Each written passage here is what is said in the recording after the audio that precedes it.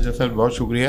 اور سب سے پہلے تو ڈاکٹر صاحب آپ نے بڑا انلائٹڈ کیا ہے ہمیں، اور بڑا ڈفرینٹ انداز سے خوف کی جو تعبیر کی ہے. اور وہ کیا کہ آپ نے جو فرمایا ہے کہ میری تعمیر میں مضمر ہے ایک صورت خرابی کی، کہ دماغ ہے ہی خراب ہونے کے لیے. ٹھیک ہے، تو یہ بھی ایک پہلو ہے.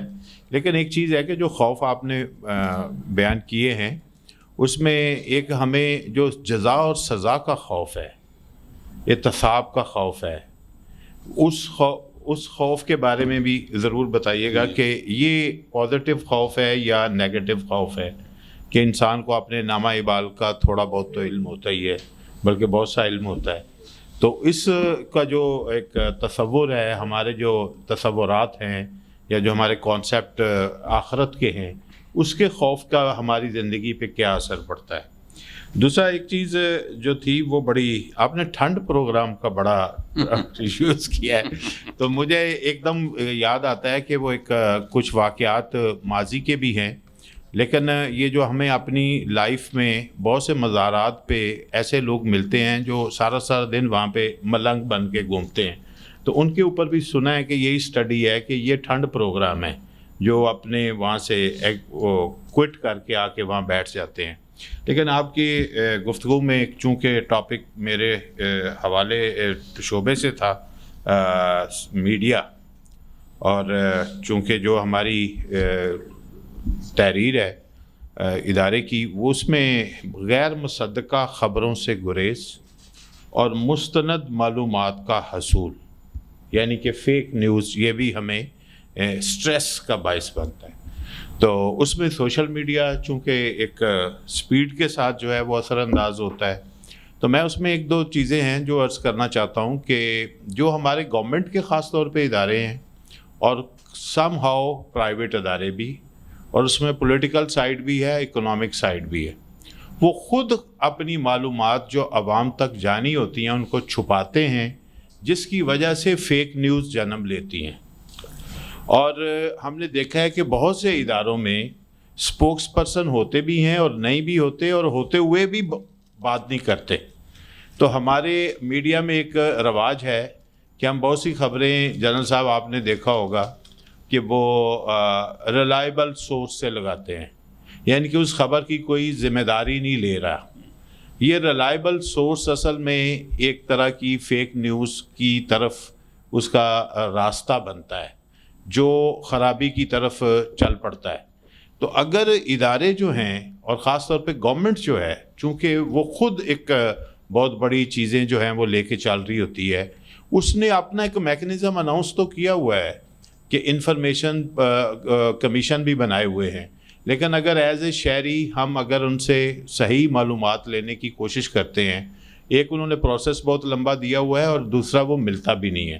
تو لہذا اگر آپ کو میڈیا سے شکایت ہو رہی ہے یا سوسائٹی کو شکایت ہو رہی ہے، تو اس میں آپ یہ ضرور دیکھیں کہ جو لوگ جن کی ذمہ داری ہے صحیح معلومات پہنچانا، وہ بھی نہیں دیتے. ایون آپ نے دیکھا، ایک میں اگزامپل دے دیتا ہوں کہ کچھ ہفتے پہلے پنجاب گورنمنٹ نے ایک جہاز خریدا تھا. اب آپ اس کی سٹوری کو ہی دیکھ لیں کہ گورنمنٹ کی منسٹر جو ہیں وہ اس پہ کتنے سٹیٹمنٹ چینج کر رہی تھی. تو لہٰذا یہ ایک رواج بن گیا ہے کہ بول دو جو کچھ زبان میں آتا ہے، اس کے بعد اس کے اوپر پھر بڑی خبریں بنتی ہیں. تو کم از کم ہمیں ایک ذمہ داری یہ بھی بنتی ہے کہ سٹریس سے لوگوں کو بچانے کے لیے، اور خاص طور پہ اس حوالے سے چونکہ وار کی بھی بات ہو رہی ہے، تو وار تو جنرل صاحب ایک چیز اس کے اوپر کہتے ہیں کہ اس کی تو ابتدائی جھوٹ سے ہوتی ہے. تو یہ وار کی سچویشن میں اگر لوگ جو ہیں وہ ایک دوسرے اپنی فتوحات یا اپنی کامیابیاں جو ہیں وہ بڑھا چڑھا کے پیش کی جاتی ہیں، اور اپنے دشمن کو ڈسیپشن میں لانے کے لیے، اس کو ڈسیو کرنے کے لیے بھی اس طرح کی چیزیں بولی جاتی ہیں، جس کی وجہ سے ہوتا ہے. لیکن یہ بات درست ہے کہ اگر امریکہ کا صدر ایک دن کہتا ہے کہ کل صلح ہو جائے گی، تو مارکیٹس جو ہے وہ نیچے آ جاتی ہے، وہ اس میں شیئرز کی ویلیو بھی ٹھیک ہو جاتی ہے، آئل پرائس بھی ٹھیک ہو جاتا ہے. ظاہر ہے وہ امریکہ کا صدر بول رہا ہے، اور دوسرے دن وہ کہتا ہے کہ میں ایٹم بم چلاؤں گا، تو مارکیٹوں کی سچویشن چینج ہو جاتی ہے. تو لہٰذا یہ تو جو پوزیشن ہولڈر ہے اس پہ ڈپینڈ کرتا ہے کہ وہ اس میں میڈیا تو وہی رپورٹ کر رہا ہوگا جو پوزیشن ہولڈر بول رہا ہے. میڈیا نے اپنے پاس سے تو ٹرمپ کا بیان نہیں بنایا ہوگا. اور جو آخری بات جو اے آئی ہے, اے آئی نے ایک نئی چیز پیدا کی ہے. اس سے بعض دفعہ ایسی ویڈیوز ہمارے سامنے آئی ہیں کہ جس نے بالکل لوگوں کو واقعی ڈی ٹریک کیا ہے. اچھا, جس طرح سافٹ ویئر آ رہے ہیں اس طرح کی معلومات پھیلانے کے, ان کو چیک بیلنس کے بھی ساتھ ساتھ سافٹ ویئر آ رہے ہیں کہ اگر کوئی صرف میڈیا صارف صرف اسے دیکھنے کی حد تک ہے تو میرا خیال ہے اسے تھوڑا سا پھر مزید اس کو جاننا چاہیے.